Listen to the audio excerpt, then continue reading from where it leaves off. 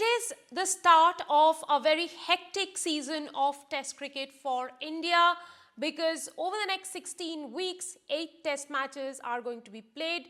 The first of them will be between India and New Zealand that starts in Bengaluru on Wednesday. There is a cloud of uncertainty hanging on the test, and quite literally because it's been raining in Bengaluru, so we don't know exactly what time the match starts. But talking about certainty, two things that the Indian fans can be certain of are Rohit Sharma captaining the test match and Virat Kohli powering India in the middle. Also, there is a newcomer in the vice captaincy seat, that is Jasprit Bumrah. To talk about how the next 16 weeks are going to pan out for India and particularly the series against New Zealand, we are joined by former India cricketer, selector and now entrepreneur who runs his own enterprise called Khelo Mohd, Jatin Paranjpe. Thank you very much for joining us, Jatin. Well, we'll have to talk to you a little bit about 8 test matches in the next 16 weeks. In that context, how should Indian team be preparing, or what would they be thinking at this moment when they start the test against New Zealand? Rika, thanks for having me. As you mentioned, 16 weeks and 8 test matches. If I was Gautam Gambhir, I would be praying that there are no fitness issues in these 16 weeks, because I think that is a very crucial kind of factor for India. And I think the journey actually started with the 2 test matches against Bangladesh. So it was 10 test matches which the Indian team setup would be looking at, analyzing. I think the Bangladesh test matches went really well. And I think now a good series against New Zealand in the offing, because all 3 good venues.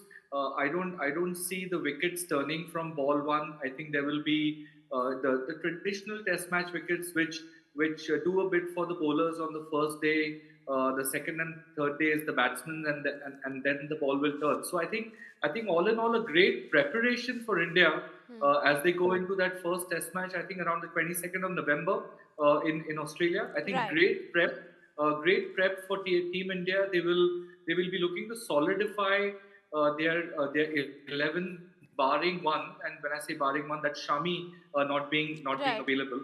Right. I think all in all a good setup.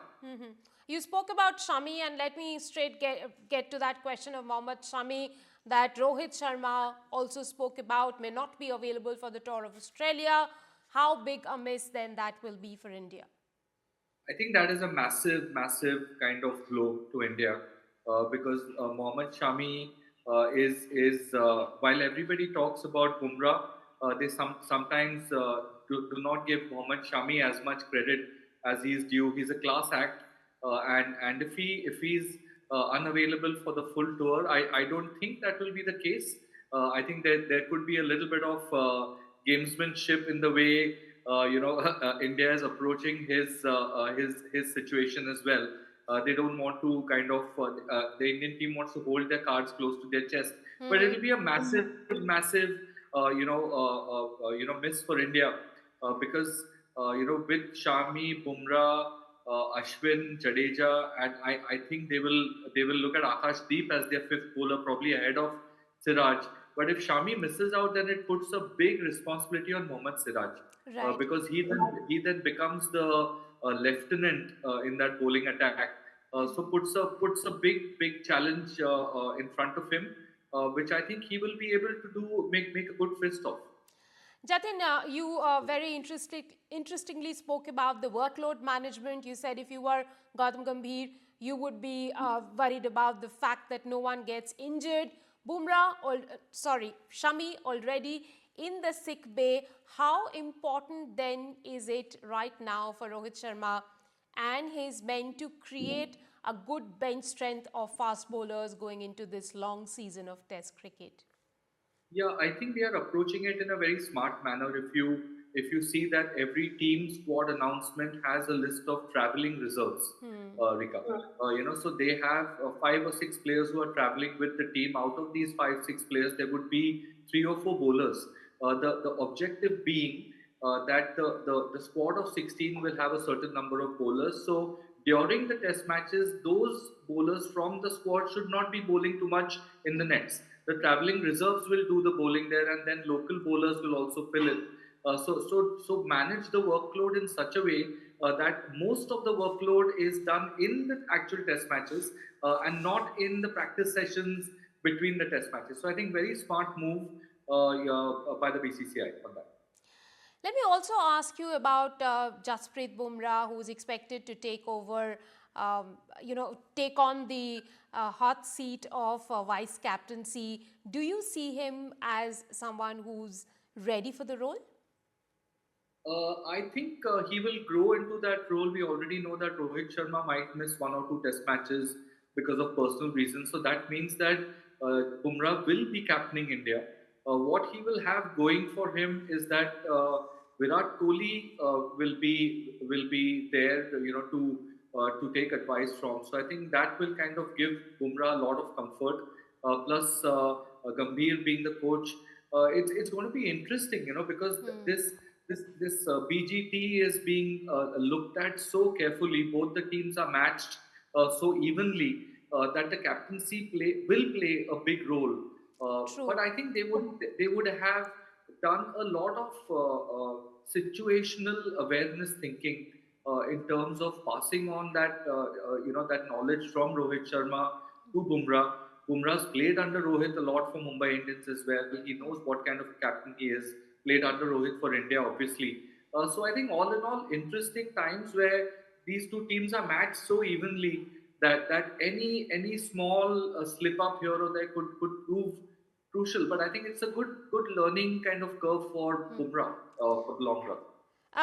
Jatin, before we close the interview, I have to ask you about Virat Kohli. Lots of talks around him not being able to master spin bowling. 99 runs is what he got against Bangladesh. Your thoughts on Virat's form against spin?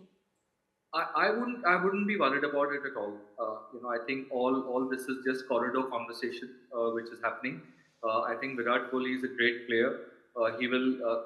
I think these three test matches will be the right setup for Virat going to Australia because he will play a lot of spin there. We will have Nathan Lyon as well.